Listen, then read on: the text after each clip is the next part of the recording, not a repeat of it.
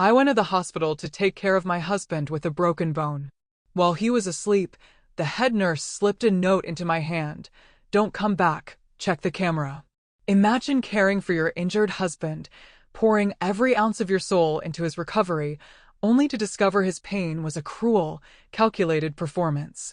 It was 3 a.m. and a single, whispered note tore my entire life into a million pieces.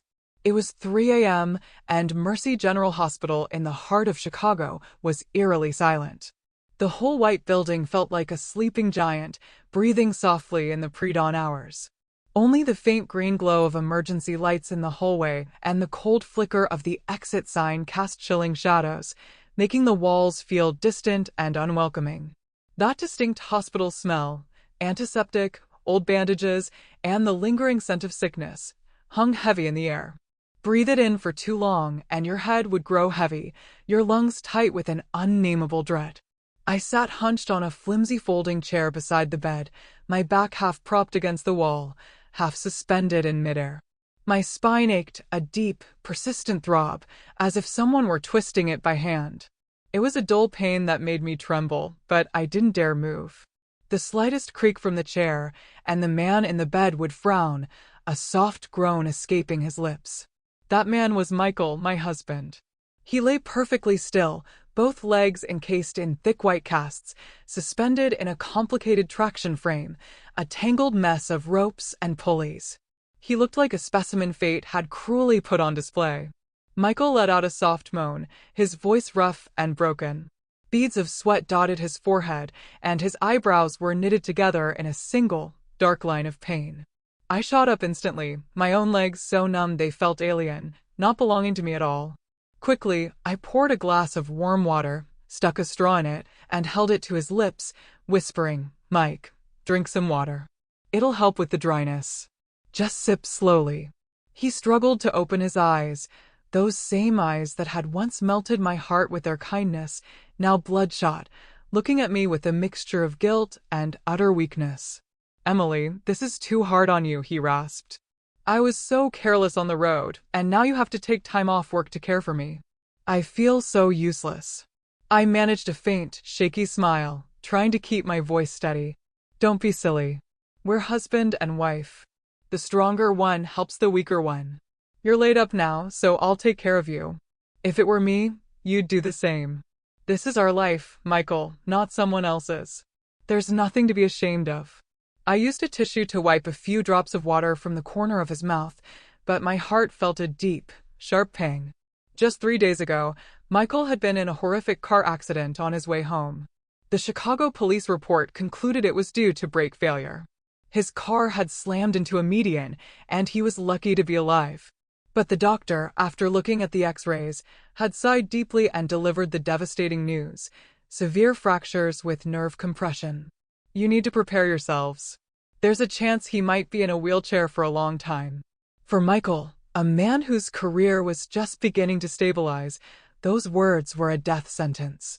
And for me, Emily, a 30-year-old forensic accountant, it felt as if someone had just demolished the house I had spent nearly 10 years building, brick by painful brick. Our careers, our home, our dreams of having children, all the plans we had painstakingly sketched out together were put on an indefinite, heartbreaking pause in a single night. For 3 days, I had barely slept. During the day, I sat in that wretched chair by his bed, monitoring his 4-drip and medication while juggling emails and reports from my firm on my laptop. At night, I would wake up every 2 hours to help him shift his position, give him a sponge bath, and change his bedpan, meticulously ensuring his casts stayed dry. Every nerve in my body was stretched as tight as a violin string, ready to snap at the slightest touch. "Where's Chloe?" Michael asked after a few sips, his eyes scanning the room, trying to sound casual. But his gaze swept quickly around before landing on the empty chair on the other side of the bed. "She went home to make you some bone broth. She said she'll bring it tomorrow to help you get your strength back." I had to practically force her to go home and get some sleep, I replied, adjusting the flow of his four. Chloe was Michael's younger cousin. She'd just graduated from college and moved to the city from a small town to find work, staying with us until she could find her own place. She was sweet-talking and quick on her feet. For the past 3 days, she had been a lifesaver, running errands, handling paperwork, and buying meals. Without her help, I probably would have collapsed. Thinking about it, I felt genuinely grateful. Don't let her work too hard. And you need to get some rest, too. You look paler than the patient, Michael sighed, closing his eyes, his voice tinged with a pity that somehow grated on me. I was about to tease him to lighten the mood when the door creaked open. The soft, familiar sound of wheels rolling on the tile floor followed. The woman who entered was the head nurse, Sarah. She was in her 40s, not beautiful, with a face that was always impassive, the kind of person who had seen so much life and death that nothing surprised her anymore. She spoke little and worked efficiently, normally keeping a professional distance from patients' families. But for some reason, these past few days, she would always give me an extra glance as she passed by. It wasn't a look of annoyance, but more like she was thinking something over and then deciding against it. Bed 7. Time for your medication, Sarah said, pushing her cart toward Michael's bed, her voice low so as not to disturb the other patient in the room. I quickly stood up and moved aside. Thank you, Sarah. You work so hard. She didn't reply. She put on her gloves and gently lifted the blanket to check his casts and the urinary catheter. Her movements were skilled, but her eyes were as sharp as a scalpel, darting from Michael's face down to his legs before settling on the 4-bag. Ma'am, could you go to the nurse's station and grab 2 more bags of saline for me? This one is almost empty, and I'm out of spares on my cart. She turned to me unexpectedly, her tone leaving no room for argument. I was a little taken aback. Tasks like this were usually handled by nursing assistants, but her serious expression kept me from asking questions. I nodded and turned to walk out the door. Just as I passed her, I felt something small and cool pressed into my hand. A small, folded piece of paper was slipped into my palm with incredible speed. The sharp, cold sensation startled me, like being pricked by a needle. I almost cried out, but when I looked up, Sarah had her back to me, pretending to adjust Michael's pillow. With her other hand hidden behind her back, she made a swift gesture, bringing her index finger to her lips in a clear signal for silence. My heart seized. The instincts of someone who spends her days working with numbers and spotting irregularities told me immediately that something was terribly wrong. I didn't turn back or stop. My hand clenched around the piece of paper as I walked straight out into the deserted hallway. The corridor was silent, the only sound the low hum of the air conditioner. I walked straight to the corner that led to the small kitchenette, a blind spot the nurses jokingly called the camera-free zone. The light there was a dim yellow, just bright enough to see a person's face. I pressed my back against the wall, taking a deep breath to steady my trembling hands. The paper was crumpled and damp with my sweat. I slowly unfolded it, my mind still desperately hoping it was just a prescription note or some minor instruction. But the scribbled words that appeared under the dim light sent a chill down my spine. Stop coming.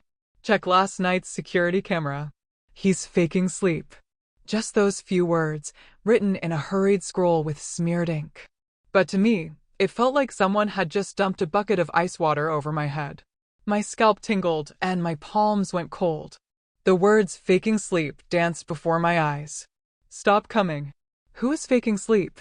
Michael? Check last night's camera. What happened last night? Can you even imagine being in that situation? Your husband, the man you love, has been in an accident and might be permanently disabled, and you've dropped everything to care for him. Then, in the middle of the night, a woman as famously stoic as Sarah secretly hands you a note like that. Anyone who says they wouldn't be terrified must be made of stone. My head spun. The past 3 days flashed before my eyes like a fast-forwarded tape. Michael was always complaining of pain, especially whenever I got close to his casted legs. He wouldn't let me look at the injuries, saying, "It's gruesome, Emily. Don't look." His phone, which he never used to lock, was now tucked tightly under his pillow every night. The moment a text came in, he would quickly silence it. And Chloe, it seemed that every time she entered the room, he would moan more, appearing weaker. But when it was just the two of us, I sometimes felt he was in less pain, though he would try to hide it by closing his eyes and holding his breath. I had dismissed those details before, telling myself I was just being paranoid. But now, under the dim yellow light, with those words on that piece of paper, all those scattered grains of sand were suddenly strung together into a long, tight chain, squeezing the air from my throat. I stood frozen in the kitchenette for a few more minutes until the pain of my nails digging into my palms brought me back to reality. Don't panic, I told myself. I wasn't just a wife. I was a forensic accountant. For years, my training had taught me one thing: when you find an anomaly, you find the evidence. You don't jump to conclusions. With that thought, I tore the note into tiny pieces, dropped them into the toilet, and flushed until nothing was left. Then, I bent down and splashed cold water on my face. Looking up into the mirror, I saw a woman with a pale face and eyes sunken from lack of sleep. But something in her gaze had changed.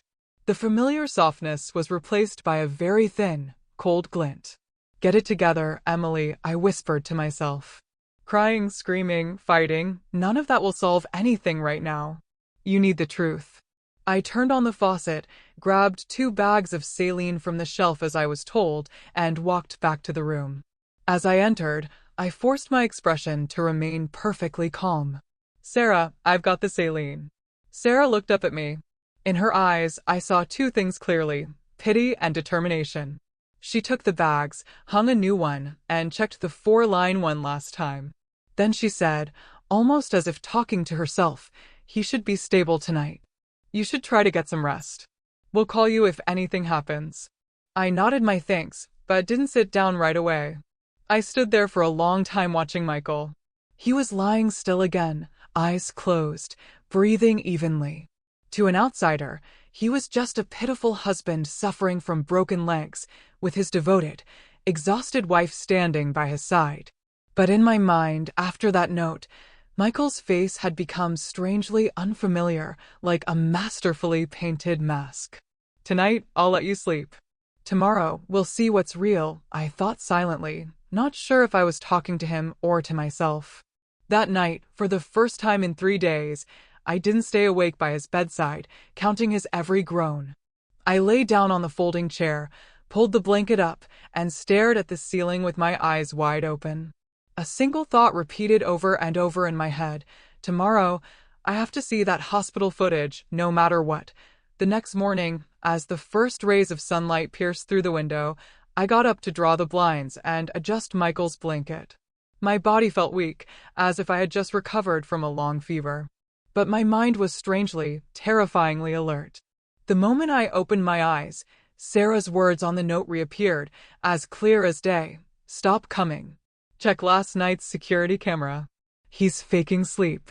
Michael was still lying quietly, his eyes closed, lips dry, occasionally wincing as if in pain. Chloe brought in a container of soup and set it on the small table. Seeing me awake, she chirped, Emily, you're up. I just made some bone broth for Mike to help him get his strength back. You must not have slept well last night. Look at those dark circles. My glance quickly shot to Michael. His eyes were still closed, but his shoulders trembled slightly, as if he were trying to suppress a groan. To an outsider, it looked like a family united in overcoming a tragedy. If this had been yesterday, I would have smiled and thanked Chloe, my heart warmed by my considerate sister-in-law. But this morning, everything I saw was distorted, like looking into a cracked mirror where every reflection shattered into sharp, jagged pieces. I smoothed my hair back, keeping my voice unnervingly even. Thanks, Chloe. I have to stop by the office for a bit. They need me to sign some urgent documents. Can you stay here and keep an eye on Mike for me? Call me if anything happens. Hearing this, Michael slowly opened his eyes and looked at me with concern. Emily, will you be long? I feel anxious being here alone. You've been taking care of everything these past few days, leaving me with a kid. What are you talking about? Chloe has been a huge help to us. We haven't even thanked her properly yet, I said, turning and smiling at Chloe, then patting Michael's hand reassuringly. I'll only be a few hours. Just take it easy. If you need anything, call a nurse. After I spoke, I bent down to adjust the traction ropes and the bandages on his back. My movements were as careful as always. But inside, there was a cold, empty void. Before, Every time I touched Michael, I would think, this is my husband, the man I chose to spend my life with. But now, a different question kept swirling in my head. Is he really acting? I quickly gathered my coat, handbag, and laptop. Chloe took the bag from me, not forgetting to add, drive safe, Emily. Come back for lunch. We can have takeout. Don't eat out too much. All that greasy food is bad for you. I nodded and looked back at Michael one last time. He grabbed my hand, his eyes bloodshot, the perfect picture of a man terrified of being abandoned. Emily, I'm so sorry. What if I end up disabled? If it gets too hard for you, please don't leave me. Don't divorce me, okay? You're the only reason I'm still alive. If this were yesterday, I probably would have cried. I would have rushed to assure him, I will never leave you. But now, all I felt was a lump in my throat. I gently pulled my hand away and forced a smile. What are you thinking? I'm just stepping out for a bit. I'll be back. Lie still and don't move too much or it will hurt more. Chloe is here, and the nurses are here. No one is abandoning you. I turned and walked out of the room. The door clicked shut behind me. A soft sound, but to my ears, it was the sound of a life splitting in two. Instead of heading for the main exit, I went down to the parking garage. It was a vast, dimly lit space that smelled of gasoline and damp concrete. I found a secluded spot, parked close to the wall, rolled up the windows, and locked the doors. Only in that sealed space did I allow myself to exhale a long, slow breath. I took out my phone and found the contact for Kevin, a guy who was a few years behind me in college and now worked in cybersecurity for a software company. I sent him a text, Kevin, I need your help with something personal. It's urgent and has to be completely confidential. I'll pay you well. The scene receipt appeared almost instantly. Typical for a guy who lived glued to a screen. What's up, Emily? Just tell me what you need. A round of drinks is on you next time. I bit my lip and typed, I need to see the internal security footage from Mercy General Hospital, Orthopedic Ward, room 307 from around 1 a.m. to 3 a.m. last night. Is there any way you can get access? As soon as I sent the message, my heart started pounding. I knew I was doing something that wasn't exactly by the book, but I also knew that if I didn't, I might spend the rest of my life living in a terrifying state of uncertainty. A moment later, Kevin called me directly. Emily, this is a big one. It's a public hospital, and their system isn't a joke, but it's not impossible. Give me the exact hospital name, location, and a picture of the room door. I'll see if I can track the internal IP, but Emily, I have to ask, are you sure you want to see this? Some things, once you see them, you can't unsee. I paused for a moment. Kevin's voice made me feel like a client hiring a private investigator, but there was no turning back. I said softly, I'd rather be hurt once than live with this doubt for the rest of my life. I'll send you the picture now. Please try to get it to me this morning. Afternoon will be too late. Okay. Stay near the hospital somewhere with a decent Wi-Fi signal. I'll let you know how it goes. If I get a link, I'll send it so you can stream it directly. Don't download anything. It could be traced. I hung up, my hand trembling slightly as I opened my camera roll and found the picture of the orthopedic ward, room 307 sign I had sneakily taken on my way down to the garage. After sending it, I turned my laptop on, tethered it to my phone's hotspot, and sat curled up in the driver's seat, listening to the hum of the car's AC. Time crawled by. Every minute felt like an hour. While I waited, my mind automatically started replaying old memories. I remembered when we first started dating. Michael was so hardworking. He would ride his motorcycle all the way from Evanston to Wicker Park just to bring me a container of homemade soup because he heard I was stuck working late on a construction site. Back then, I believed there were still plenty of sincere men in the world. After we got married, he started a small construction supply company. He used to boast to his friends, my wife is a forensic accountant. She's tough. If I do anything crooked, she'll sniff it out immediately. He would laugh, ruffle my hair, and say, don't worry, you handle the finances. I'm just out here trying to make a name for us. Those words felt so warm back then. In recent years, his business had become less stable and less money was coming in. I noticed he was more irritable, often coming home late, smelling of beer and a strange kind of cigarette smoke. But every time I asked, he'd say, "A man has to network. It's tough to land projects these days. Don't make it harder for me." I was so busy, sometimes too exhausted to even breathe. So I let it go. Partly because I trusted him, and partly because I thought a marriage couldn't survive if a wife was always suspicious. It wasn't until today, sitting in this hospital parking garage, clutching my laptop like a life raft, that I realized all this time I had been busy auditing blueprints and cost estimates, but I had forgotten to audit the man sleeping right next to me. An hour passed, then another. My eyes started to sting, and my neck grew stiff from sitting in one position for so long. Just when I thought Kevin had given up, my phone buzzed repeatedly. A message popped up, "Emily, I'm sending you a link. It will only be active for 30 minutes. Then it will expire. When you watch, turn off all external sound and use headphones. Whatever you see, stay calm. Don't do anything rash. I'm serious." I took a deep breath, plugged my headphones into the laptop, opened a browser, and clicked the link. The screen showed a black window, which a few seconds later resolved into an image. It was a top-down view from a ceiling-mounted camera, black and white, but clear enough. The angle covered most of the room: Michael's bed, the folding chair I always sat in, the door, the small table. The timestamp in the corner read room 307, 1:58 a.m. I dragged the timeline to around 2 a.m., the time I remembered finally giving in to Michael's pleas to go home, shower, and come back early in the morning. The image was clear. A woman with her hair in a high ponytail, wearing a light jacket, it was me, was bustling around, tidying things up, then leaning down to say something to Michael before opening the door and leaving. The door closed, and the room in the video fell silent. Michael lay motionless like a dead fish. I clenched my fists, my fingers trembling slightly on the trackpad. A tiny sliver of hope remained. Maybe Sarah had misunderstood. Maybe he just moved a little, not enough to be called faking sleep. But less than a minute later, the thing I dreaded most appeared, stark and undeniable. Michael's eyes snapped open. They were quick, alert, with none of the groggy, pained look he always had around me. He lifted his head, scanned the room, and then propped himself up on his elbows. The movement was sharp and steady. Nothing like that of a man with severe fractures who was supposed to be immobilized. I could clearly see his legs, still in their casts, lifting up and down, rotating side to side.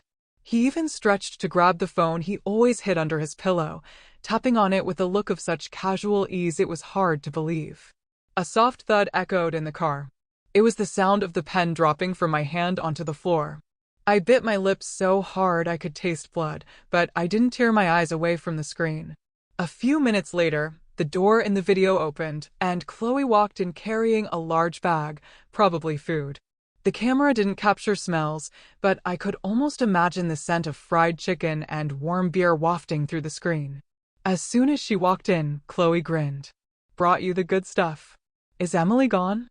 Michael, no longer moaning, chuckled, his voice clear. "Yeah, she just left. God, I was starving. It's been 3 days of soup and half bowls of whatever bland stuff Emily brought. Hand it over." He snatched the bag, and inside was a box of fried chicken and a few cans of beer. His hands moved nimbly, tearing off a piece of chicken and biting into it with gusto. A stark contrast to the man who claimed he could barely swallow when I was there. Chloe sat on the edge of the bed, leaning in to pat his leg through. The cast, giggling. "Eat slowly, you'll choke. I was so worried about you, but you have to keep playing the part of the suffering patient. If Emily gets suspicious, the whole thing is ruined." Michael, still chewing, patted her back and then gave her a light slap on the behind, seemingly oblivious to the camera. "You're a great actress, Chloe. Without you helping me, she'd never have bought it. Looks like she's softening up. A few more days and she'll agree to sell the Lincoln Park brownstone. Once that's sold, we pay off the debts and we'll still have over $1 million left. Plenty to start over somewhere else." The words Lincoln Park brownstone exploded in my head. It was the 3-story house my parents had left me. The deed was in my name. When we got married, I had agreed to let Michael live there. But I had always considered it my inheritance, my final safety net if life ever got rough.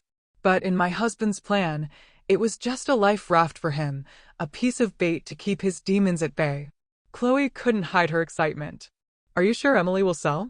She seems gentle, but she can be stubborn. That's why she's easy to fool, Michael scoffed, twisting the cap off a beer and taking a long swig. I had my doctor friend talk to her, scare her with all the worst-case scenarios. Then I'll act all hopeless. Tell her I'm afraid of being a burden. Emily will always choose to sacrifice. She has a big heart for everyone but herself. You just wait. Once the house is sold, I'll give you half. We can go to Miami or San Diego, open a bar or something. We can live well. No need to stay here and look at her face all day. I saw Chloe lean her head on his shoulder, her voice dropping. What about the loan sharks? I heard you owe them a lot. Yeah, well, a debt is a debt. Once we have the money, we can pay it off, he shrugged. I owe them about 200 grand. The interest is piling up, but that house will solve everything. Don't you worry. The important thing is that Emily has to sign the papers. Chloe was quiet for a few seconds, then asked hesitantly, so, when will you divorce her? I saw Michael frown, slightly annoyed at the question, but he quickly forced a reassuring smile. After everything is settled. If I divorce her now, she'll get suspicious, and it'll ruin everything. Don't worry, it's over between us.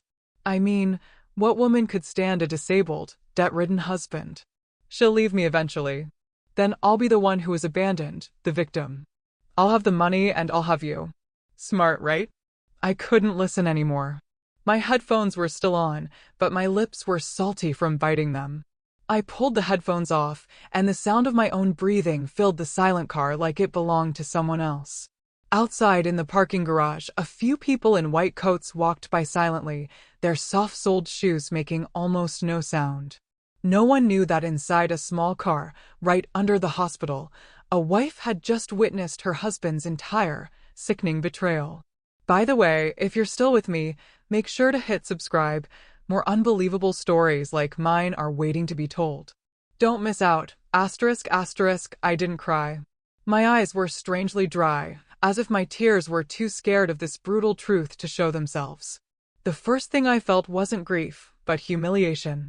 Humiliated for being so utterly underestimated. Humiliated for priding myself on being sharp, on being able to account for every dollar in a multi-million-dollar project, only to let the man I shared my bed with turn me into such an easy mark. I thought of the Lincoln Park brownstone.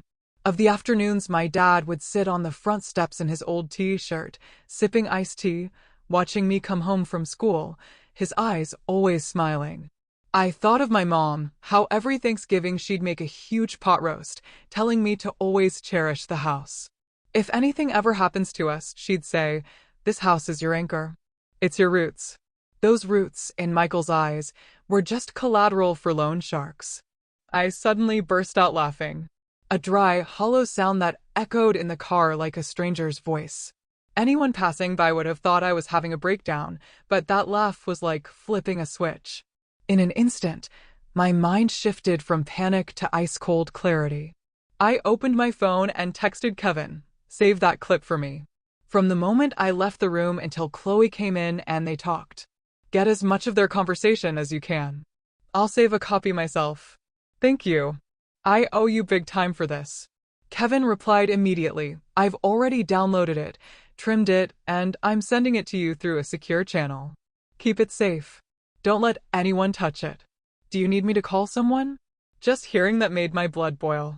I stared at the words, my lips pressed into a thin line. No, I'm okay. This is my mess. I'll handle it. Please don't tell anyone. Act like this never happened.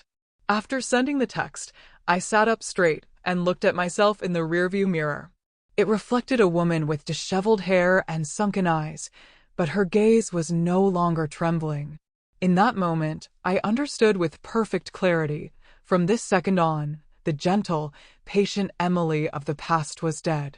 What was left was Emily, the accountant, the woman of numbers, of balance sheets, of cold, hard audits. The only difference was that this time, the project I needed to audit wasn't a building, but a marriage. I sat in the car for a long time after turning off the video. Not because I was still scared, but because I was methodically organizing everything in my head. The images I had just seen no longer terrified me. They were just data, clear, irrefutable evidence. And when things became data, I knew how to handle them. I wiped my face, adjusted my coat, and started the car. Instead of going back to the hospital room as I had promised Michael, I turned the car out of the hospital gates and drove straight home. The familiar streets suddenly felt alien. The tree-lined avenues, the coffee shop where Michael and I used to sit, the bakery I frequented to buy his favorite pastries, they all receded in the rearview mirror like scenes from an old movie. I was fast-forwarding through to skip the painful parts. When I got home, the house was silent, devoid of human warmth. Chloe's shoes were still scattered by the door. Michael's jacket hung on the rack, and the scent of his cologne lingered in the air. I stood in the middle of the living room for a moment before slowly locking the door. The soft click of the deadbolt sounded in my heart like a boundary being sealed. The first thing I did was open the safe in our bedroom. Inside were the deed to the Lincoln Park brownstone, my personal savings, bonds, and a few important documents my parents had left me. I took everything out and put it into a large tote bag. Then I opened my laptop and logged into my personal bank account. The password was one Michael used to know.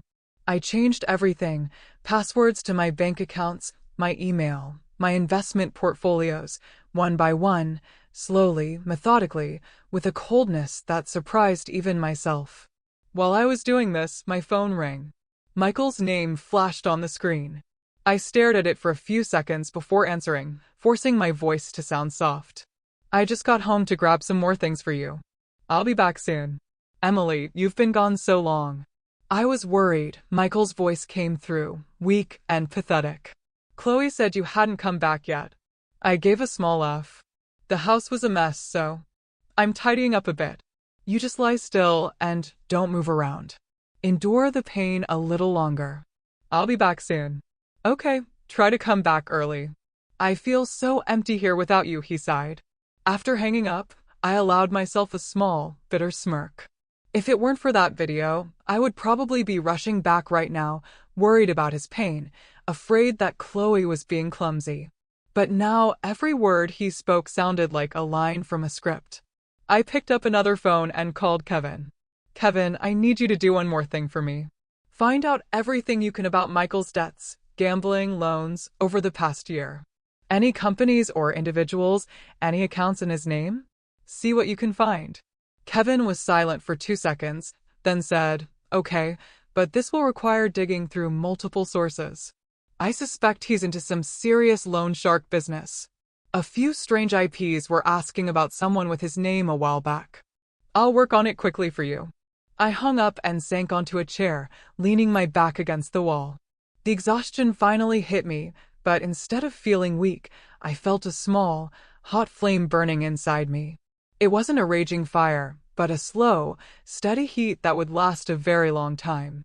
That afternoon, I returned to the hospital. As I walked into the room, I saw Michael with his eyes closed, his face contorted as if he had just had a spasm of pain. Chloe, standing beside him, greeted me. You're back. I just gave Mike his pain medication, so he's feeling a little better now. Okay, let me check on him, I said, walking over and placing my hand on his forehead. It was warm, but no fever. Michael opened his eyes and squeezed my hand tightly. You're back, Emily. I'm in so much pain. I don't know how much longer I can take this. I looked at that face, and for the first time in my life, I felt no sympathy. I found it almost comical. Try to hang in there. This afternoon, I have to meet with a lawyer about your accident insurance. They need some additional paperwork, I said as casually as I could. Michael flinched slightly, but covered it up quickly. A lawyer? Why does it have to be so complicated? It's a major insurance company. There's a lot of red tape, I replied curtly. Chloe, standing nearby, flinched when she heard the word insurance. I noticed it clearly, even though she tried to hide it with a smile. Just then, David, Michael's younger brother, walked in.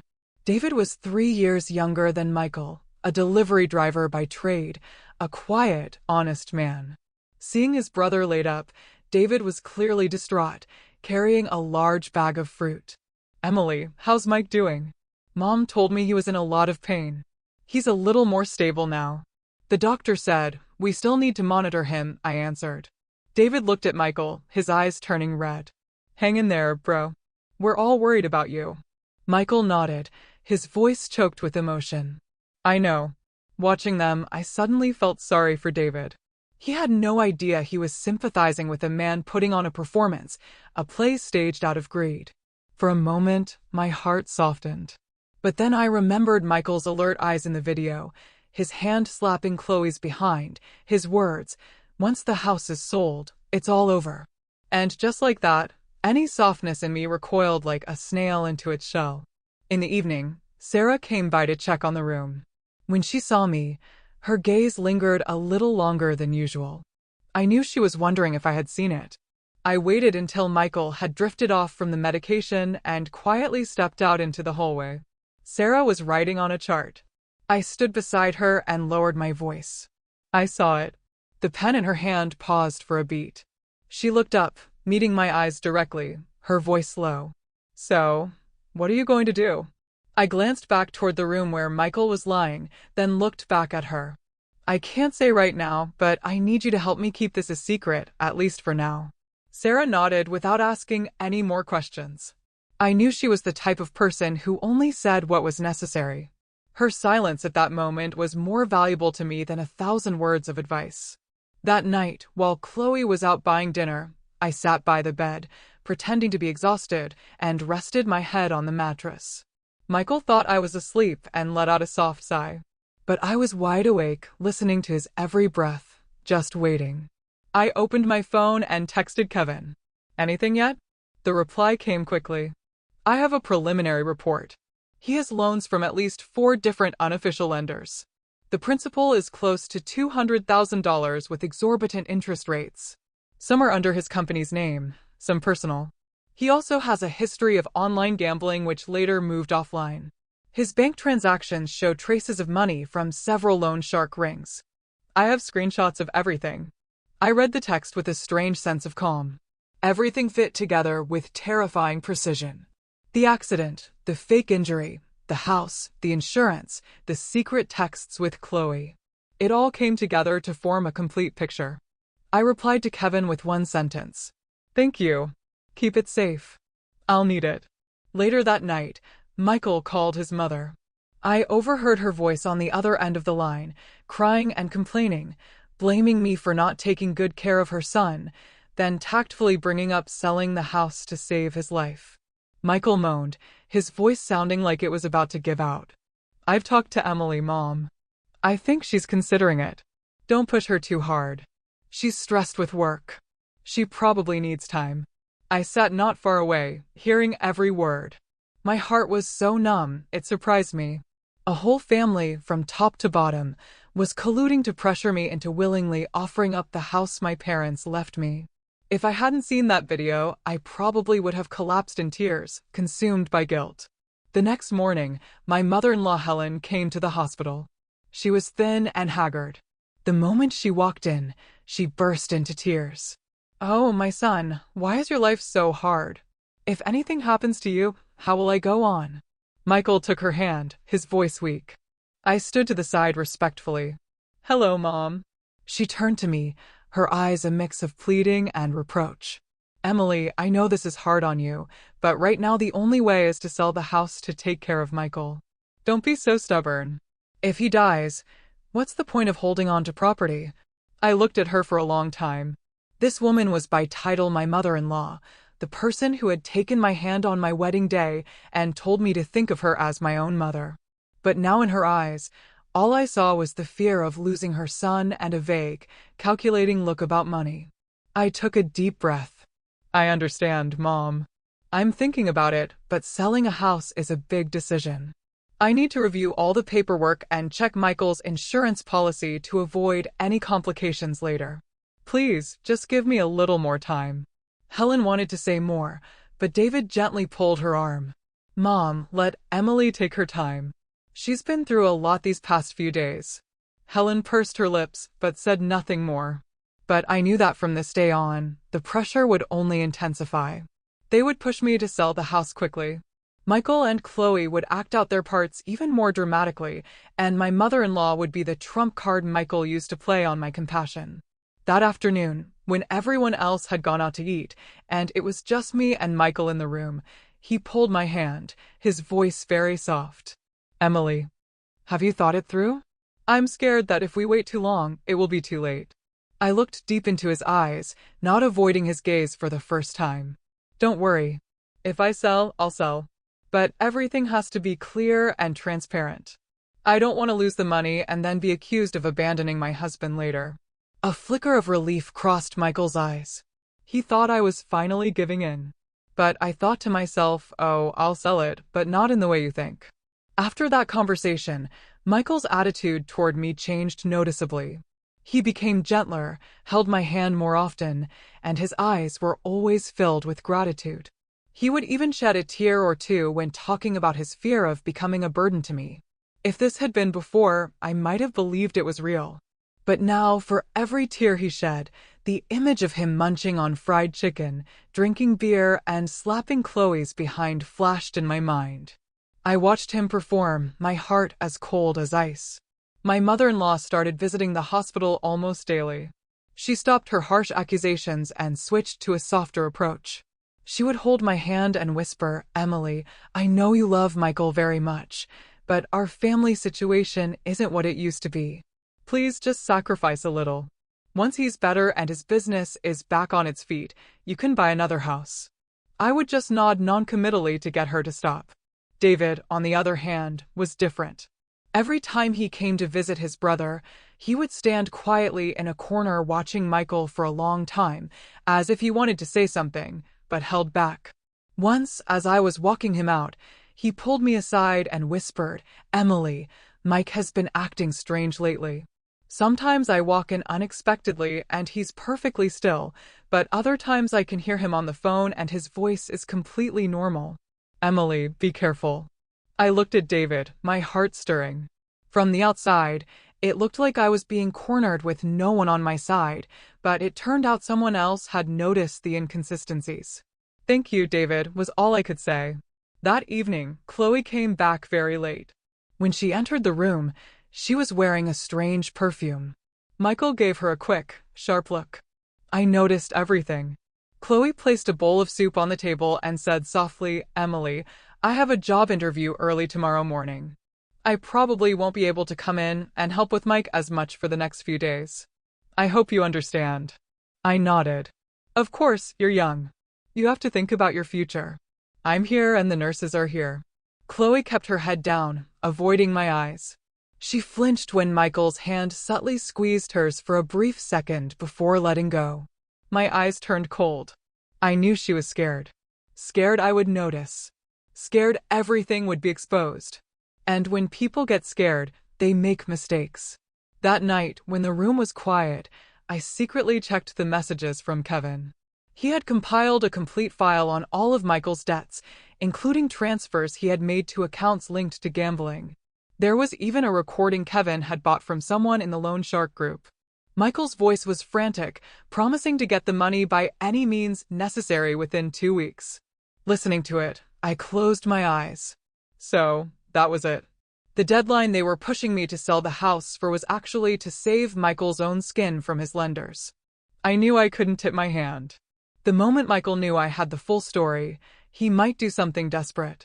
I had to continue playing the part of the devoted wife, willing to sacrifice everything for her husband. The next morning, I proactively told my mother-in-law, "I've thought a lot about it.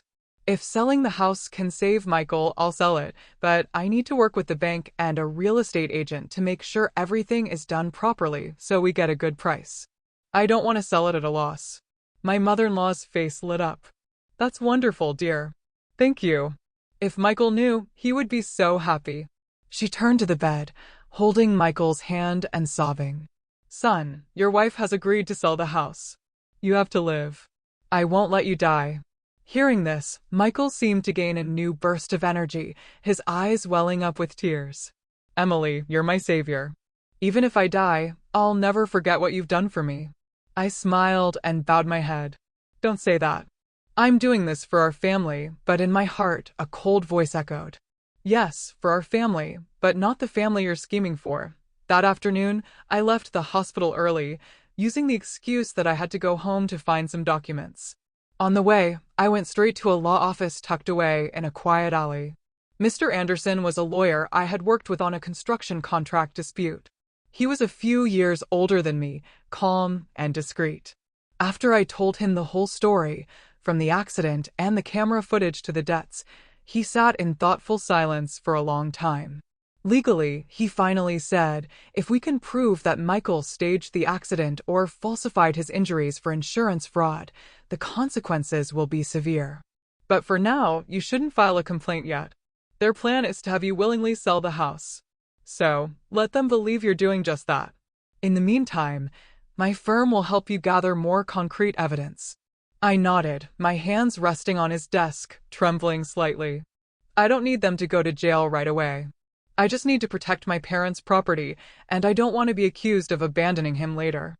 Mr. Anderson looked at me for a moment and said quietly, "You're stronger than I thought." I just gave a weak smile. I'm not strong because I don't feel pain. I'm strong because I can't afford to break down right now. That evening, I returned to the hospital. When Michael saw me arrive late, he was frantic. "Where have you been? I called you several times, but you didn't pick up." "I was meeting with a real estate agent. They looked at the house today. There's a lot of interest, but we haven't settled on a price yet," I replied calmly. Michael's eyes lit up. "Really? How much did they offer?" "Around 800,000, I said slowly. "But I haven't agreed. I want 900,000. That was lower than the market rate. I intentionally quoted a low price so they wouldn't suspect I was stalling. As expected, Michael nodded, looking anxious. "Yeah, as long as it sells quickly, that's what matters. We can figure out the price later." I looked at him and said nothing more. In my eyes, his sell quickly meant meeting the deadline for his debts, not for any broken leg. That night, Chloe snuck out again. I pretended not to notice. I needed her to be away from the hospital more often so Michael would lose one of his secret pillars of support. And just as I predicted, without Chloe around, Michael became visibly agitated. His pain started to become inconsistent. Sometimes he would forget his role and sit up a little too straight. I saw it all. 2 days later, my mother-in-law came to rush me about signing the papers to sell the house. I told her the agent required original documents, which would take a few more days. She was clearly displeased, but held her tongue since she was relying on me. David, however, grew quieter and quieter. Once, while helping me carry things to my car, he suddenly asked, "Emily, if Mike did something wrong, would you forgive him?" I looked straight into his eyes. "What do you think?" David looked down, his voice choked. "I just hope if he's done something wrong, he stops in time." His words made my heart sink for a moment, but then I understood. Some mistakes can't be fixed just by stopping. When you've wagered with money, honor, and even lives, there's no turning back.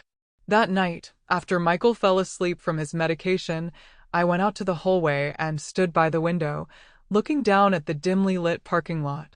My phone buzzed. A text from Kevin. "The lenders are getting impatient." One of them said, "If he doesn't pay on time, they're coming to the hospital to talk. You need to be careful. I think something is going to happen within the week." I gripped my phone tightly. My time was running out. This play. I had to bring the curtain down before those people made their entrance with violence. I went back into the room and looked at Michael, lying peacefully on the bed, his face innocent as a saint's. I pulled up a chair and sat down, whispering just loud enough for myself to hear. "You're a great actor, Michael, but your leading lady is about to exit the stage." The next morning, I deliberately took the day off work to stay at the hospital. Not to care for Michael, but to wait for the right moment. I felt like someone standing in a dark room, hand on the light switch, just waiting for the perfect instant to flip it and expose everything.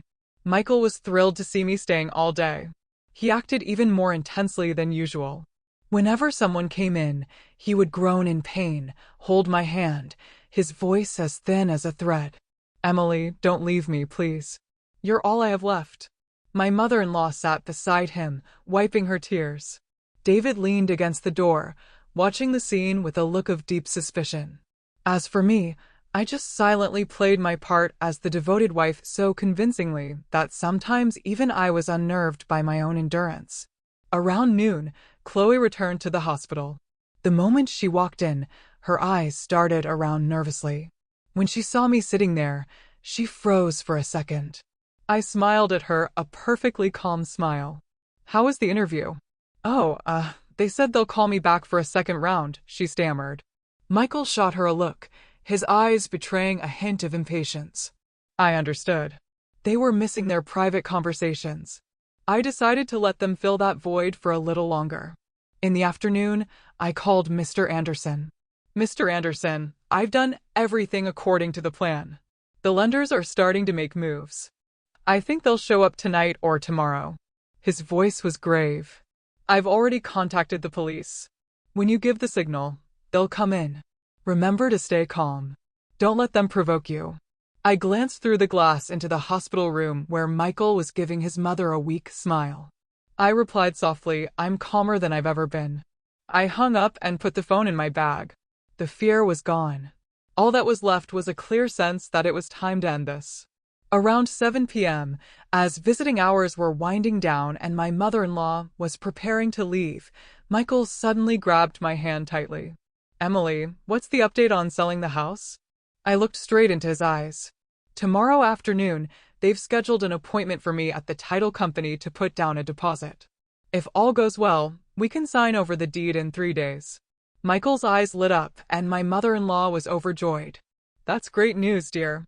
Now I can rest easy."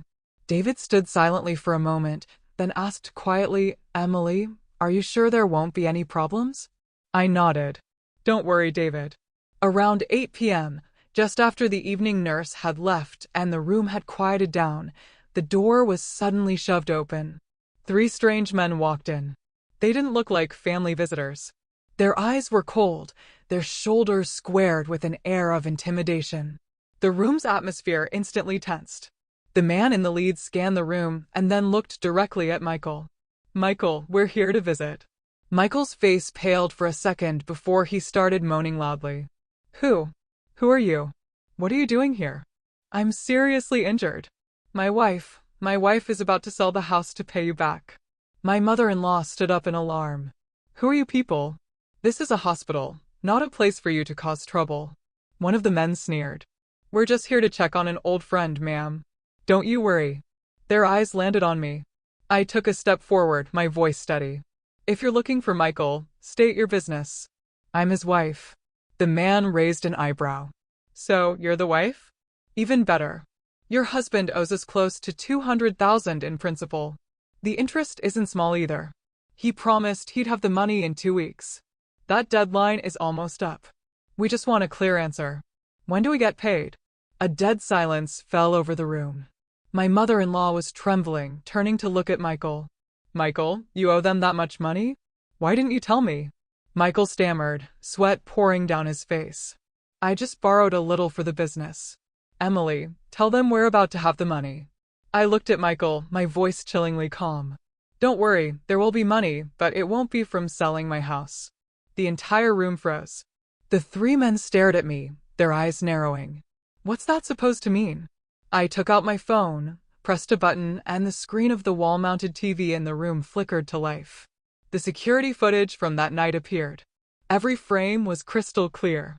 Michael sitting up, checking his phone, eating chicken, drinking beer. Chloe sitting close to him. Their conversation about selling the house, about the debt, about deceiving me, echoed through the silent room. My mother-in-law screamed, "Oh my God, what is this? Michael, what have you done?" David stood as if turned to stone. Chloe, pale as a ghost, shrank back against the wall. And Michael, he could no longer moan. He shot up in a panic, his broken legs slamming down on the bed. "Emily, listen to me. Let me explain. This is a misunderstanding." "A misunderstanding?" I laughed coldly. "A misunderstanding about you faking a broken leg to trick me into selling my house? Or a misunderstanding about you and Chloe plotting to use my money to pay off your gambling debts?" The 3 lenders looked at each other. The leader nodded and chuckled softly. Well, damn. I never thought Michael had this kind of nerve. I turned to them. The money he owes you is from his gambling debts. I have nothing to do with it. But I have already spoken with my lawyer and the police. All of this evidence has been sent to them. If you cause any more trouble here, he won't be the only one in a bad spot. The man squinted at me for a long moment, then burst out laughing. Fine. We won't get involved in your family drama. But Michael, you still owe us. This is the last chance we're giving you. They turned and left without another word. The hospital room was plunged into a heavy silence. My mother-in-law wailed, beating her fists on Michael's chest. You've ruined me, son. What have you done to get into this mess? David stared at Michael, his eyes filled with heart-wrenching disappointment. You would lie to your wife, lie to your own mother, all for money. Chloe, trembling, sank to her knees. Emily, I was wrong. Michael manipulated me. I never thought it would go this far. Michael looked at me, his eyes for the first time showing his true nature, terrified and desperate. Emily, I'm begging you. Don't leave me. I was wrong. I really was. I looked at him for a long time. I wasn't angry anymore, and it didn't hurt like it did at first. All that was left was a deep, profound exhaustion. You weren't wrong just once. You were wrong the moment you chose to lie. The moment you put my parents' house on the line for your gambling. There is nothing left to save between us. I turned to my mother-in-law, my voice slow and deliberate. Mom, I have given everything to this family. But from today, I am no longer your daughter-in-law. Helen froze, then collapsed onto a chair. I looked at David. I'm sorry I couldn't preserve the good image of your brother for you. David was silent, his eyes red. Then I turned my back and walked away. Behind me, there were cries, calls, and moans. But I didn't stop. Michael's play was over. And my life, from now on, I would right myself. I left the hospital that night. The wind was cold and sharp. The streetlights cast long, pale yellow streaks on the damp asphalt. For the first time in years, I walked through the city without feeling like I belonged anywhere. Before, no matter where I went, I always had a place to return to called home. Now, that home had become a wound. I went back to the house my parents left me. The house that had almost been traded for Michael's dirty bets.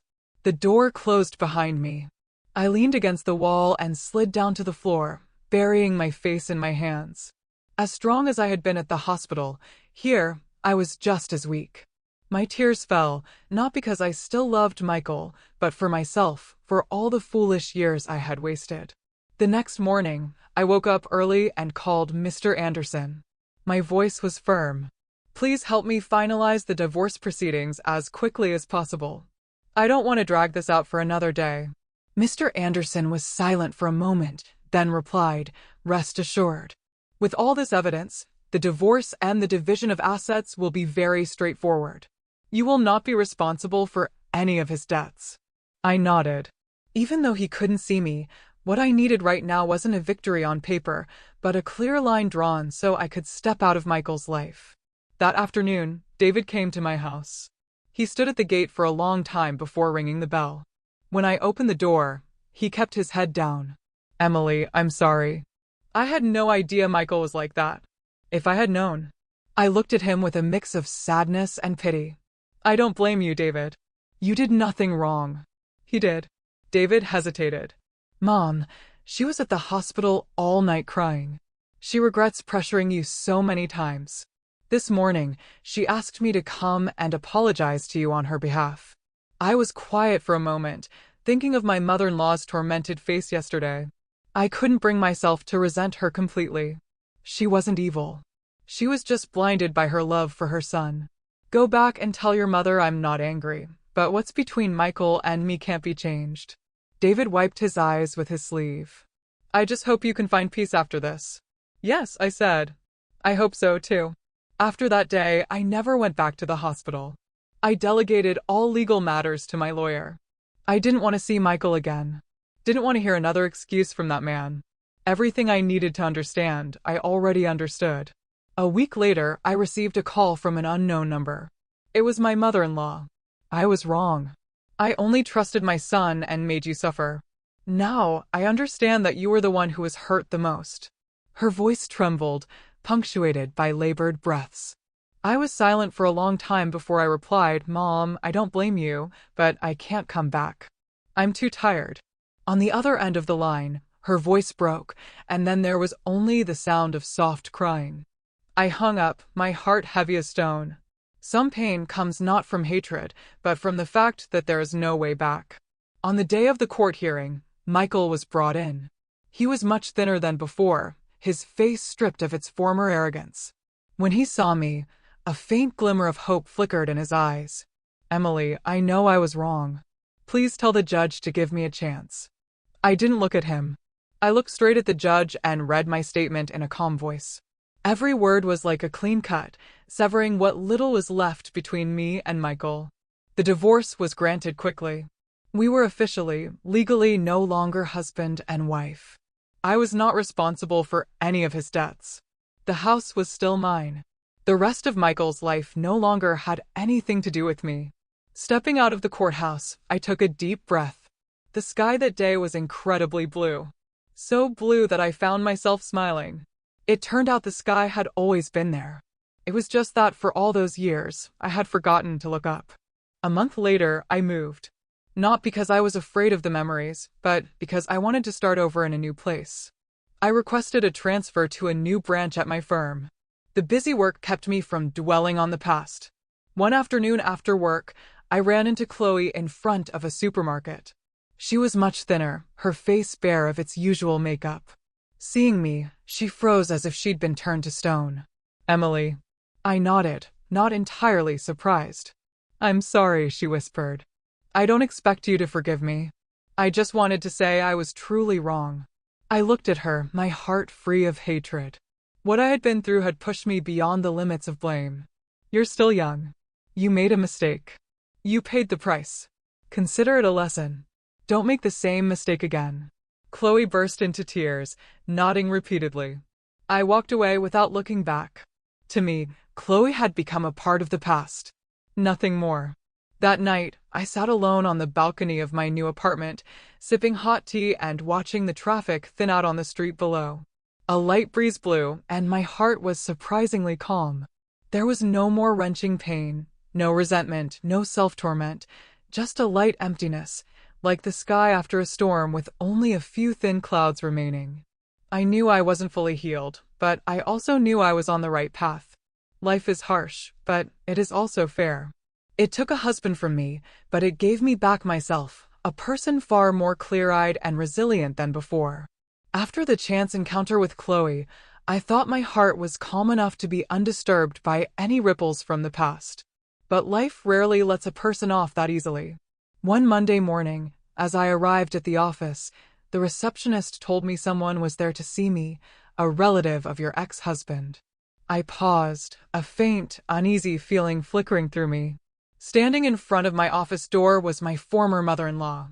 She was much thinner than the last time I'd seen her. Her hair was almost completely white. Her back was stooped, and the lines around her tired eyes had deepened. Seeing me, she looked like she wanted to say something but couldn't. After a long moment, she finally spoke. "Emily, can I talk to you for a minute?" I was silent for a few seconds, then nodded. I no longer resented her, but I also didn't feel close enough to call her mom anymore. We sat at a small cafe near my office. She clutched a faded cloth bag in her hands, her voice trembling. "Michael, he's about to be transferred to another facility for further investigation into his debts. They said his sentence might be extended."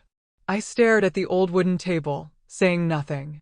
"These past few days, he's been begging to see you. He says he just needs to talk to you one more time before he's moved." "Emily, I know I have no right to ask this of you, but I'm his mother. I can't bear it." She bowed her head very low. I heard in her voice not the coercion of before, but the bitter helplessness of a mother watching her son fall without being able to catch him. "The doctor said he's suffering from exhaustion and his mental state is unstable. I'm just afraid he might do something desperate." Hearing that, my heart tightened. No matter how much Michael had hurt me, I didn't want him to choose that path. After a long silence, I finally said slowly, "I will go see him once, but only once." My former mother-in-law's eyes lit up as if she had just been saved. She clasped her hands in front of her chest. Thank you, Emily. I am truly grateful. 2 days later, I went to the detention center. The iron gate clanged shut behind me, a cold, heavy sound. In the small, cramped visiting room, I sat across from Michael, separated by a thick pane of glass. He was gaunt, his eyes sunken. When he saw me, he looked as if he couldn't believe his eyes. Emily, you actually came? I nodded slightly, my voice even. You said you wanted to see me, so I'm here. If you have something to say it quickly. Michael lowered his head, his shoulders trembling. After a moment, he looked up. His eyes were red. I know I have nothing left to say to defend myself. I just want to say one thing. I'm sorry. I'm sorry for ruining your life. I looked deep into his eyes, feeling no anger, no bitterness, just a quiet exhaustion. Does saying sorry now change anything? Michael shook his head, a tear rolling down his cheek. No, it doesn't change anything. But if I don't say it, I'm afraid I won't be able to get through the years ahead. I was silent for a long time. In that moment, I realized the man sitting in front of me was no longer the Michael I had once loved, nor was he the deceitful man from the video. He was just a defeated man, stripped bare before the consequences of his own actions. Emily, if I could go back, I would rather have never met you than have met you and hurt you like this. I smiled faintly, a sad, belated acceptance. If we had never met, maybe I wouldn't have learned what it means to trust the wrong person or what it means to stand up after being broken. You taught me a very expensive lesson. But I've paid my dues. The rest is for you to carry. Michael stared at me as if trying to burn my image into his memory for this final meeting. His voice was barely a whisper. Emily, will you be okay? I will be, I answered succinctly. I stood up, placed my hand on the glass, and said my last words. Let's end it here, Michael. I don't hate you anymore, but I can't go back. Don't hold on any longer. He placed his hand on his side of the glass, our palms meeting across an unbridgeable distance. I turned and walked away, my heart feeling incredibly light. Stepping out of the detention center gates, the afternoon sun felt strangely warm on my face. I knew I had just closed a chapter of my life for good. In the time that followed, life was quiet. My career was stable. I was promoted to a new position. More pressure, but also more rewarding. David still called occasionally to check in. He told me his mother's health was declining. I asked him to take care of her on my behalf, but I didn't have the courage to revisit that past again myself. One evening, I received a text from an unknown number. Emily, it's Chloe. I just signed a job contract in another state. Before I leave, I just wanted to say thank you for not pushing me to the brink. I looked at the message for a long time, then replied simply, live an honest life, Chloe. That's enough. I put my phone down, feeling a sense of peace. Everyone has to walk the path they choose. I was no longer responsible for carrying anyone else's burden. That night, I stood at the window of my apartment, watching the city lights come on. The lights from thousands of small windows reflected against the dark sky like man-made stars. I suddenly realized that no matter how dark life gets, there is always light. As long as you're willing to open your eyes and see it. I had once lived in the shadow of someone else's mistakes. But from now on, I would live in the light of my own choices. After seeing Michael in the detention center, it felt like a heavy door in my heart had finally closed. The sleepless nights grew fewer, and the dull ache in my chest lessened. I started getting used to the new rhythm of life as a single woman, free, but also solitary. Work during the day, home at night, occasional coffee with colleagues on weekends. Life passed without drama or tragedy, but also without the rose-tinted illusions of the past. One rainy afternoon, just as I was leaving work, David called. His voice was choked with emotion. Emily, Mom, she's very weak. The doctor says it's only a matter of days. She keeps asking for you. Could you come for a little while?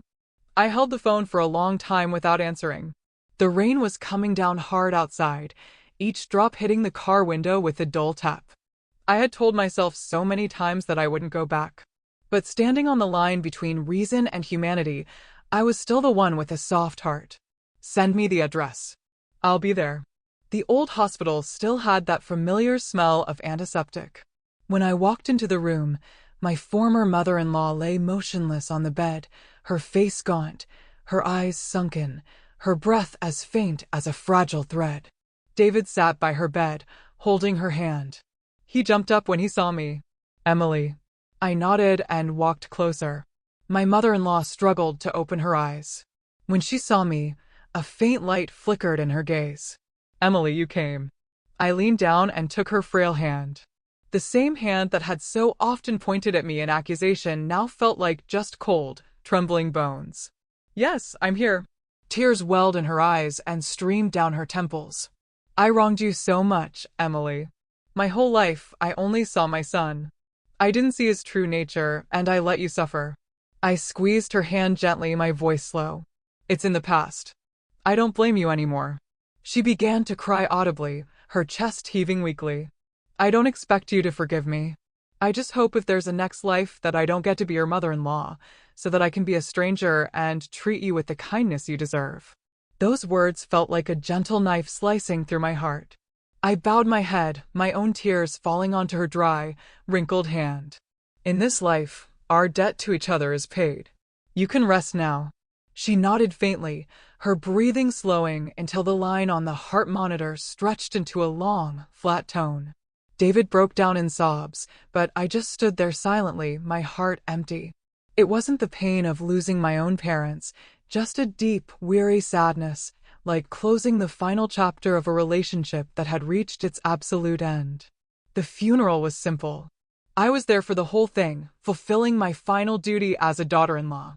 Relatives looked at me with a mixture of curiosity, pity, and unease. I didn't care. I was just doing what my conscience told me was right. Michael was not allowed to attend. I heard he had requested leave from the facility but was denied. I looked at his mother's portrait and wondered how much pain she was in at the end, knowing her son was lost, but it was all too late. After the service, David walked me to my car. He bowed his head low. "Emily, I don't think I can ever repay your kindness." I placed a hand on his shoulder. "Just live a good life, David. That's enough. Don't let your mother worry about you." From the other side. He nodded, his eyes red. Returning to my small apartment, I locked the door and leaned against it. For the first time in a very long time, I cried out loud. Not for Michael, not for his mother, but for a painful chapter of my life that had officially ended. I cried as if to say goodbye to the person I used to be, the blind, submissive woman who lived for others until she forgot herself. In the days that followed, I threw myself into work as a way of saving myself. I was put in charge of a large project that required constant travel. The busy pace left me little time to think. I realized I was much stronger than I had ever imagined. On a work trip to another city, during a dinner with business partners, I met Daniel, their lead engineer. He was reserved with a calm gaze. He wasn't overly friendly or curious about my personal life. Our conversation was just about work, life, and family. When he walked me to my car, he smiled. "It was really nice talking with you tonight, Emily. If you don't mind, I'd like to take you out for coffee the next time you're in town." I was a little surprised, but I nodded. "Okay." On the way back to my hotel, I realized my heart wasn't as tightly sealed as before. I was no longer terrified of meeting a new man, nor did I feel pressure to either pursue or avoid a relationship. I was simply letting things happen as they would. That night, I stood in front of the mirror for a long time. The woman looking back at me no longer had that old sad look. Instead, her gaze was calm, experienced, and self-possessed. I found myself smiling, a smile I hadn't seen on my own face in years. My life had lost so much: a marriage, a home, a sense of trust. But I had also gotten myself back, a person no longer living in fear and dependency. And I knew that ahead of me, a new path was quietly opening up. It wasn't loud or colorful, but it held hope. After that business trip, Daniel and I stayed in touch. It wasn't a whirlwind of messages, just occasional texts checking in on work. Sometimes he'd send me a picture of a construction site in progress. Other times, I'd send him a newly completed blueprint. It was gentle, like a small stream trickling through rocks. Not loud, but enough to let you know you were no longer standing alone in an empty space. One weekend afternoon, Daniel texted me, "Are you busy?" I'm near your neighborhood. Could I buy you a coffee? I looked out at my balcony. The sky was clear, the breeze was light. It was a rare afternoon when I wasn't buried in paperwork. I replied, I'll be right down. The small coffee shop was tucked away on a tree-lined street. Daniel was already there. When he saw me walk in, he stood up and pulled out my chair. He was the same as always, calm, polite, without a single wasted gesture. We talked about work at first, then gradually drifted to other lighter topics. Daniel asked very gently, Have you been living alone for long? I stared into my coffee cup for a moment before answering. I got divorced a little over a year ago. Daniel just nodded, not pressing for details. A moment later, he said simply, I've been through a loss myself. I married young. My wife passed away in a car accident 4 years ago. Since then, it's mostly been just me and my work. For the first time, I saw a deep sadness in his eyes, but it wasn't tragic. It was quiet, like the surface of a still lake. I suddenly understood why he wasn't in a hurry about anything. We didn't speak of it again, as if we had a silent understanding that some pains don't need to be aired out with too many words. After that day, Daniel started visiting me occasionally. Sometimes he'd bring a bag of fruit. Other times, just a cup of hot cocoa in the evening. He never overstepped, never demanded anything. He arrived at a reasonable time and left at a reasonable time. That respect for boundaries made me feel safe. One day, David called me with news that made me freeze. Michael, he had a stroke in the facility. He's in the ICU right now. I went silent. The old memories stirring like a thin layer of dust blown into the air. You don't have to go, David added quickly. I just wanted to let you know. I stood by the window for a long time watching the people below. Part of me wanted to turn away, but another part remembered the years I had called that man my husband. Finally, I sighed. What's the hospital address? I'll stop by for a bit. This time, I wasn't going as a wife or a relative. I was going as an old acquaintance visiting a piece of my past. Michael lay on the hospital bed, his body rail thin, one side of his face drooping from the stroke. When he saw me, his eyes widened and his lips trembled, but he couldn't form any words. David stood beside him, his voice choked. The doctor said he's past the critical stage, but he'll likely have paralysis on one side. I looked at Michael, my heart not aching as I thought it would. All I felt was a faint, distant pity, like seeing a stranger suffering the consequences of his own choices. I walked closer, looked directly into his eyes, and spoke slowly, just loud enough for him to hear. Michael, can you hear me? Live the rest of your life as best you can. The past between us. I'm not angry anymore, but we can't go back. Don't hold on. A single tear escaped from the corner of his paralyzed eye. I couldn't tell if it was genuine remorse or just fear of the disabled road ahead. I no longer cared to distinguish between the two. Leaving the hospital, I felt a strange sensation. Not complete relief, but not heavy either. It was like setting down something I had been carrying on my shoulder for too long. My hands were finally free.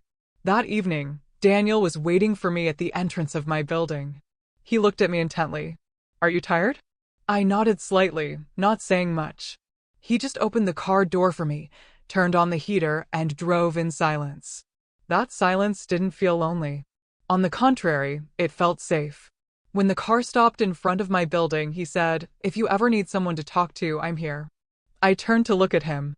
The streetlight cast a gentle, steady glow on his face. For the first time in many years, my heart fluttered, not from pain, but from a warm, tentative, yet genuine feeling. Thank you, I said softly. He nodded, not pushing me to say more. In the following days, I was busy rearranging my life. I had my mother-in-law's ashes moved back to her hometown, as David had wished. I lit incense for her one last time, standing before her new grave for a long time. I no longer called her mom in my heart, but I bowed my head as someone who had once been family. On the way back, I texted Daniel. I'm doing better now. He replied instantly. That's good to hear. When you're free, let me take you to dinner. I looked at the message and smiled a very different smile. No longer timid. I knew I was strong enough to take another step forward, not to forget the past, but to keep the past from holding me back. After Daniel's dinner invitation, I didn't reply right away. Not because I was hesitant, but because I wanted to ask myself one clear question: what am I still afraid of? I had been afraid of loving, of trusting, of even starting over. But I now understood that if I kept my heart locked up out of fear, I would spend my whole life on the defensive. I texted him back. "I'm free this weekend." Daniel replied with a single word. "Okay." But that one word was enough to make my heart feel warm. That weekend, we met at a small restaurant by the river. It wasn't fancy, just a few wooden tables under strings of yellow lights, with a cool breeze blowing in from the water. Daniel arrived early as always. He stood up when he saw me, his eyes not hiding his pleasure. Was the traffic bad? I shook my head. No, the cab ride was quick. We ordered simple dishes and talked not about work, not about the past, just about everyday things. The food from his hometown, a childhood memory of mine, whether we preferred coffee or tea in the morning. I suddenly realized it had been a very long time since I'd been able to talk to a man without feeling tense or guarded. After dinner, Daniel took me for a walk along the riverbank. The wind blew through my hair. He walked beside me, keeping a comfortable distance. After a while, he spoke slowly.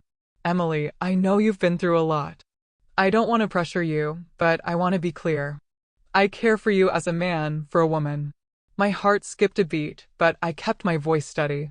"Thank you for being direct, and I want to be honest, too. I'm not ready to jump into a new relationship so quickly." Daniel nodded, not a hint of disappointment in his eyes. "I don't need an answer right now. I just want you to know that I'm here and I can be patient."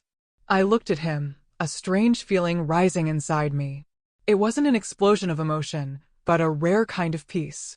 The peace that comes from being respected. That night at home, I sat by the window for a long time. I thought about Michael, about my old marriage, about the past hurts.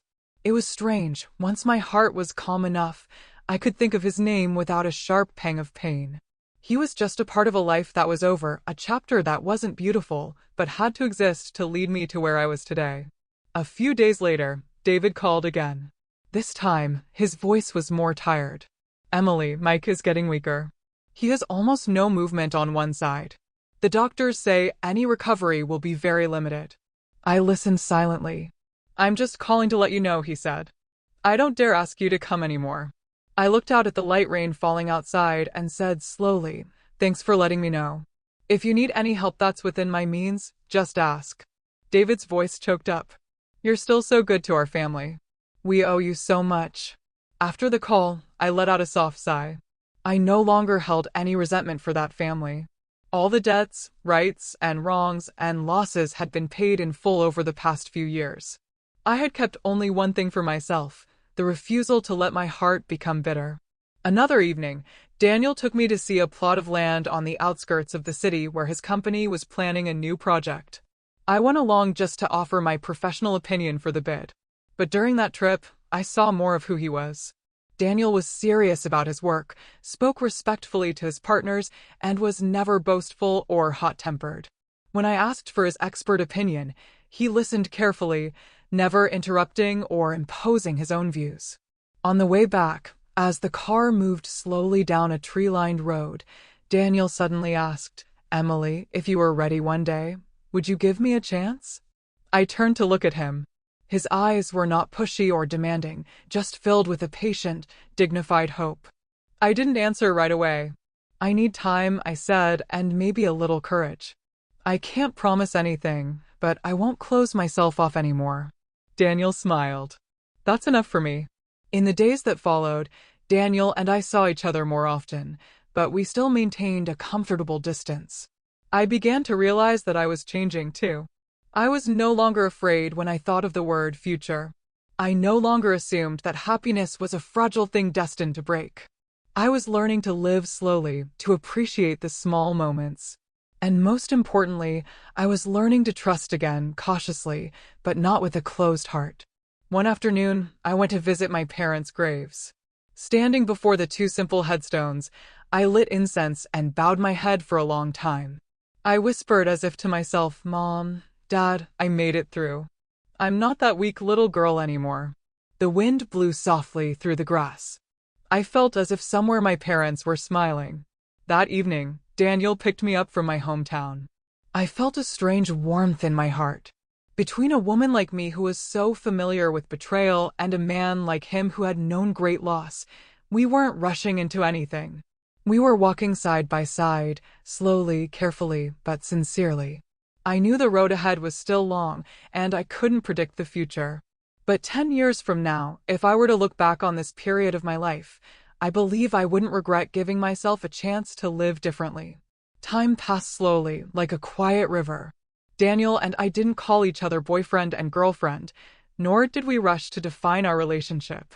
We were simply present in each other's lives, just enough not to lose one another, and just enough not to feel suffocated. I found a new kind of peace, not because I had someone by my side, but because I myself was no longer trembling at the thought of change. One early winter morning, David called. This time, his voice was different. Heavy. He didn't make it. I stood silently by the window, my hand gripping the phone. Outside, yellow leaves were falling in the wind. I knew this day would come sooner or later, but hearing the news still made my heart skip a beat. When did it happen? Early this morning. The stroke got worse. There was no time. I didn't cry. I just felt a stillness inside me, like standing before a grave that had long been prepared in my mind. Will you come see him one last time? David asked, his voice hesitant, not daring to push. I was silent for a few seconds, then said, I'll come. Not as an ex-wife, but as someone who had shared a part of his life's journey. Michael's funeral wasn't large, just his father's side of the family and a few old acquaintances. When I walked in, David's eyes turned red. He gripped my hand tightly, his own hand trembling. Thank you for coming. I nodded. In the cold funeral home, Michael lay in his casket, his face peaceful. I stood for a long time looking at him. There was no more blame, no more pity, just a vague sense of regret for a life that went down the wrong path and couldn't find its way back. His mother was gone, so there was no one to cry for him a final time. David handled everything. Watching him dressed in mourning clothes, I felt a surge of compassion. Life had taken so much from him in just a few short years. His mother, his brother, the family he once had. As I lit a stick of incense before Michael's casket, I whispered in my heart, from now on, all debts between us are settled. The smoke rose and dissipated into the air. I turned and walked away. My steps no longer heavy. Outside, Daniel was waiting for me. He didn't ask questions, just handed me a tissue when he saw my eyes were red. His silent presence was a comfort. Are you okay? He asked softly. I'm okay, I replied. It's just closing one more door. He nodded, saying nothing more, and simply walked beside me all the way home. After Michael's funeral, everything truly came to a close. David moved back to his hometown to look after the family graves. He texted me, I guess it's time for me to live my own life now, Emily. I read his message with a mix of sadness and relief. Sometime later, Daniel took me to meet his mother. She was a gentle woman with silver-streaked hair who spoke slowly. I was nervous like a young girl, even though my heart had been broken once before. She looked at me carefully and then smiled. You must be Emily. Daniel talks about you a lot. I bowed my head respectfully. During dinner, no one asked too much about my past. The conversation was simple and about everyday things. The kindness, free of curiosity, put me at ease. As I was leaving, Daniel's mother took my hand. You've been through a lot. From now on, just think of this as your home. A single sentence, and it made my eyes sting. It had been so long since anyone had spoken to me with such simple, unconditional kindness. On the way home, Daniel asked, Did you feel pressured? I shook my head. No, you and your mother made me feel very safe. Daniel smiled, his eyes softening. I just want you to feel at peace when you're with me. That night back home, I looked in the mirror for a long time. The woman staring back was different. She was no longer suspicious or overly defensive, just carefully optimistic. A week later, Daniel gave me a small box. He didn't kneel or use flowery words.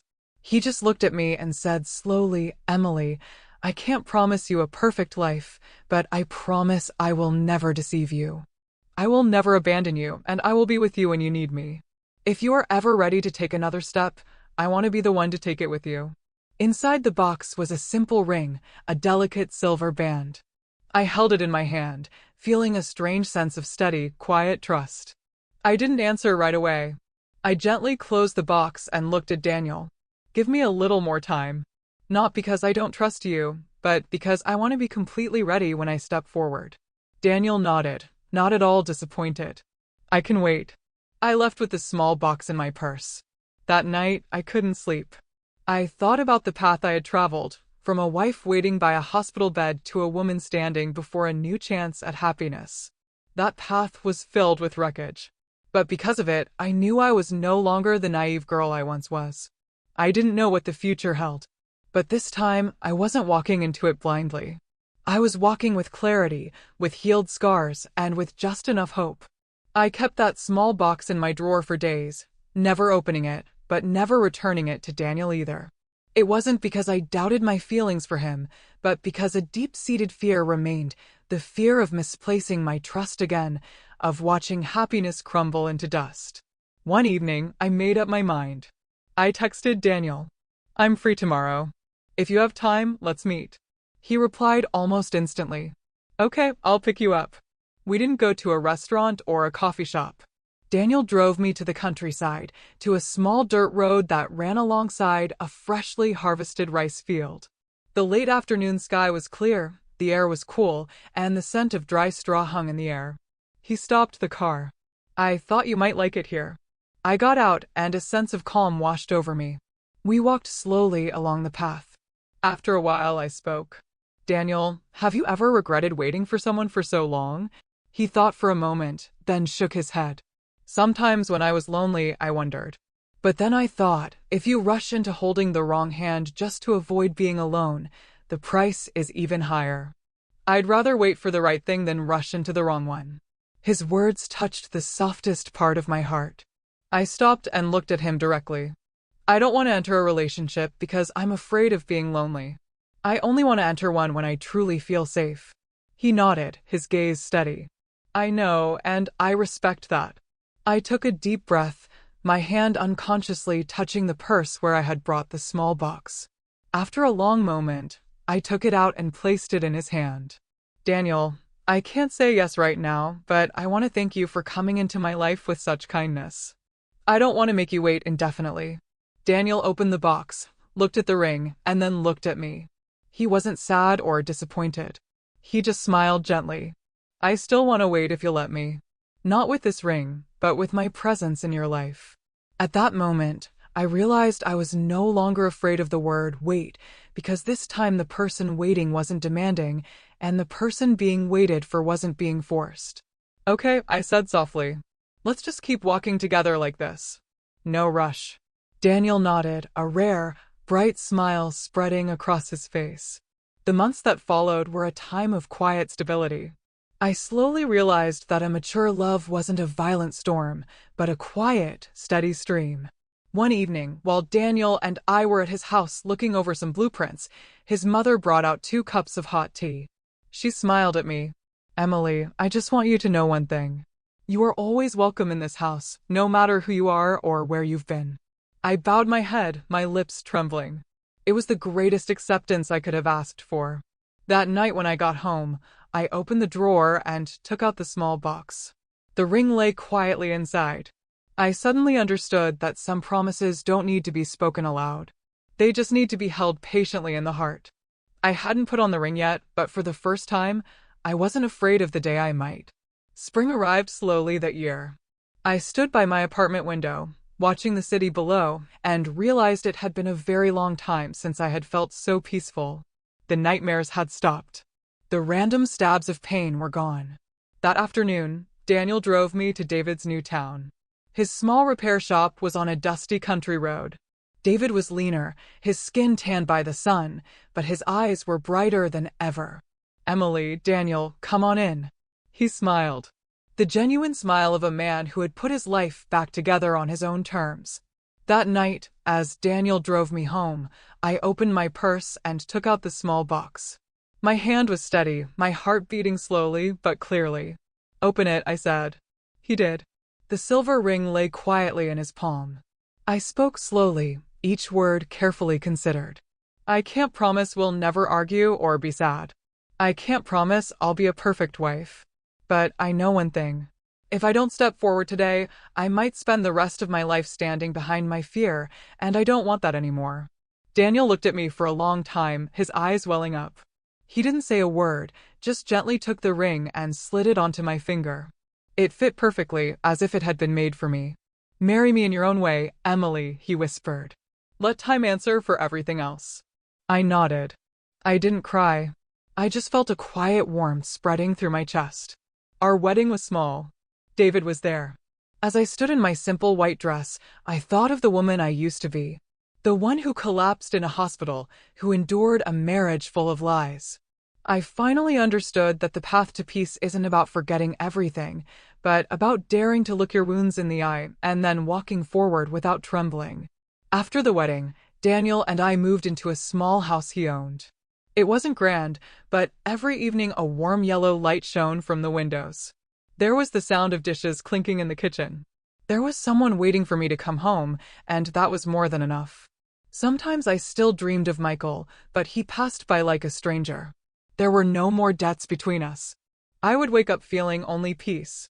One morning, as I was drinking tea on the porch, Daniel put a hand on my shoulder.